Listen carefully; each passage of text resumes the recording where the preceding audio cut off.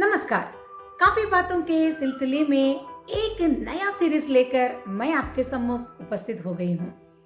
कक्षा से परीक्षा तक विद्यार्थियों के मन में और अभिभावक यानी पेरेंट्स के मन में भी कक्षा से संबंधित और परीक्षा तक अनेक ऐसे शंकाएं प्रश्न जरूर होंगे, मगर उन प्रश्नों की निवृत्ति करने के लिए हमें दूसरों से बात करने के लिए हम हिचकिचाते हैं।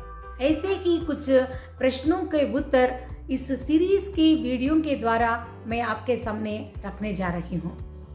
आज इस वीडियो में हम एक ऐसे सवाल के बारे में बात करने जा रहे हैं जो कक्षा से शुरू होती है।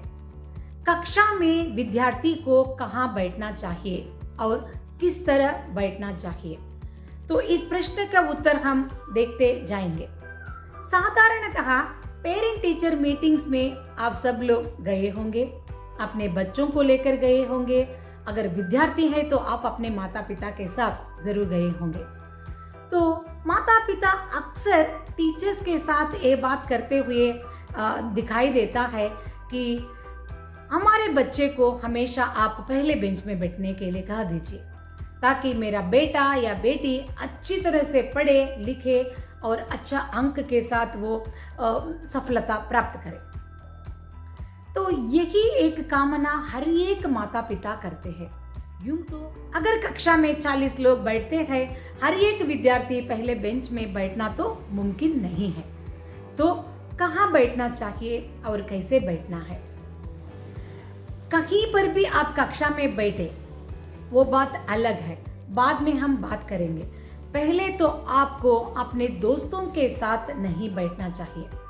आप जितने भी जिगरी दोस्त क्यों न हो, आप अपने दोस्तों के साथ लंच ब्रेक के समय में या स्कूल या कॉलेज छोड़ने के बाद आप समय बिता सकते हैं या उनसे बात कर सकते हैं। मगर कक्षा में बैठते समय आप इस बात के लिए ध्यान दें कि आपके आमने सामने या आपके साथ कोई भी दोस्त ना बैठे। इस प्रकार से आप आपका जो ध्यान यानी कंसंट्रेशन को बहुत अच्छी तरह से लगाकर आप पाठ सुन सकते हैं। और दूसरी बात ऐसी है कि जब भी आप बैठते हैं कक्षा में, जितना भी हो सके आप अपना मेरुदंड यानी जो बैकबोन होता है ना, सीधे ढंग से रखकर बैठने के लिए कोशिश करें, ताकि आपका जो कंसंट्रेशन लेवल होता है ठीक तरह से आप उस पाठ को सुन सकते हैं और उसको याद करने के लिए या तो अपनी स्मरण शक्ति में रखने के लिए भी यह बात आपको बहुत उपयोगी हो सकता है।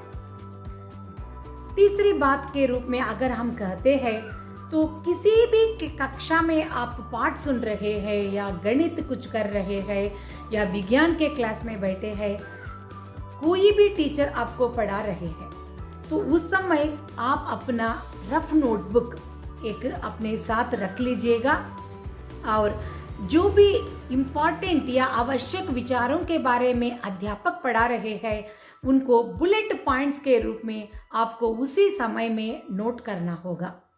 अगर आप ऐसे बुलेट पॉइंट्स को लिखते जाते हैं, उस विचार से संबंधित पूरा विवरण आपके दिमाग में रह जाता है। जब आप उस पाठ से संबंधित पुनश्चरण यानी रिवीजन कर रहे हैं, तब आपको उस पाठ से संबंधित पूरा विवरण आपके आंखों के सामने आ जाएगा और आपको उस विचार से संबंधित अनेक पॉइंट्स को आप भूल भी नहीं पाएंगे और ज़्यादा समय तक आप अपने मेमोरी में यानी स्मरण शक्ति में आप उन विचारों को रख सकते हैं। तो ऐसे छोटे छोटे विचारों जैसे दिख रहे हैं, मगर आप एक बार इन विचारों के ऊपर आप निगाहें फैलाइए और एक बार आप करके तो देखिए, आपको बहुत उपयोगी हो सकते हैं ये विचार। और अपने साथ एक मार्कर पेन को लेकर जाइए या तो हाइलाइटर को लेकर जाइए। टेक्स्ट बुक में टीचर पढ़ाते समय जिन विचारों की तरफ वे ज़्यादा फोकस करते हैं या तो बताते हैं कि ये वाला पैराग्राफ या ये वाला लाइन बहुत इम्पॉर्टेंट है, तो उस पंक्ति को या उस पैराग्राफ को आप मार्क कर सकते हैं, ताकि आपको रिवीजन करते समय फिर से अनेक अन्य विचारों की तरफ ध्यान न देते हुए हाइलाइटिंग किए हुए विचारों को आप पढ़ सकते हैं। आपका समय भी बच जाता है और आपको ठीक तरह से विचार से संबंधित विवरण भी प्राप्त हो जाता है। अब मुख्य बात की ओर तो मुझे बताना ही होगा कि कक्षा में कहाँ बैठने से हम टीचर के द्वारा पूछे जाने वाले प्रश्नों से बच सकते हैं। कुछ विद्यार्थी कक्षा में बात करना या प्रश्नों के लिए उत्तर देना पसंद नहीं करते हैं। ऐसे लोग साधारणतः दीवार से सटे हुए बैठ जाते हैं और वे प्रश्नों से बचना चाहते हैं, या आखिरी बेंच के यहाँ बैठकर वे पाठ तो सुनते हैं, अच्छे अंक भी प्राप्त करते हैं, मगर उनको एक ऐसा फ्री वातावरण चाहिए जहाँ कोई भी उनको डिस्टर्ब ना करे। तो ऐसे लोग दीवार से सटे हुए जो जगह होते हैं वहाँ बैठ सकते हैं, या तो पीछे भी बैठकर वे पाठ को अच्छी तरह से सुन सकते हैं। मगर जो लोग क्लास की एक्टिविटीज़ में बहुत उत्साहपूर्वक पार्टिसिपेट करना चाहते हैं, तो उन विद्यार्थियों को पहले बेंचेस में बैठकर टीचर्स के साथ भी वे बात कर सकते हैं और उत्साह के साथ वे अपने उत्तर भी दे सकते हैं।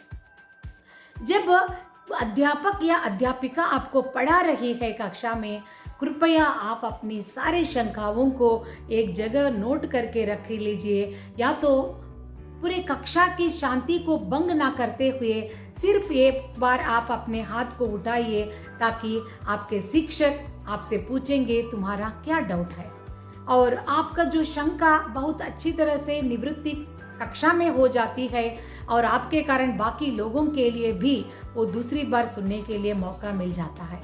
मगर बहुत लोग विद्यार्थी कक्षा में शंका पूछने से हिचकिचाते हैं, क्योंकि वे सोचते हैं अगर मैं ये सवाल कक्षा में पूछूं तो लड़की हंसेगी, या लड़की पूछना चाहती है तो लड़के हंसेंगे।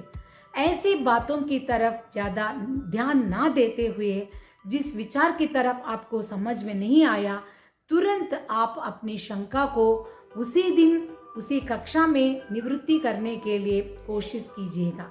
आप कक्षा में कहीं पर भी बैठे, टीचर का निगाह तो हर एक विद्यार्थी पर रहता है। मुख्यतः टीचर्स तो जब भी सवाल पूछते हैं तो एक्स जैसे शेप में क्वेश्चंस वे पूछते रहते हैं, तो कोई भी प्रश्न से बचने के लिए तो मुमकिन नहीं है। मगर जितना भी हो सके आप कक्षा में पूरे ध्यान लगाकर सुनने के लिए तो कोशिश कीजिएगा। इन वीडियोस के द्वारा आपको अनेक ऐसे विचारों के बारे में मैं आपके सामने बात करने जा रही हूँ, और अगले हफ्ते एक नए विचार के साथ आपके सम्मुख मैं हाजिर हो जाऊंगी। तब तक के लिए मुझे अनुमति दीजिए। नमस्कार।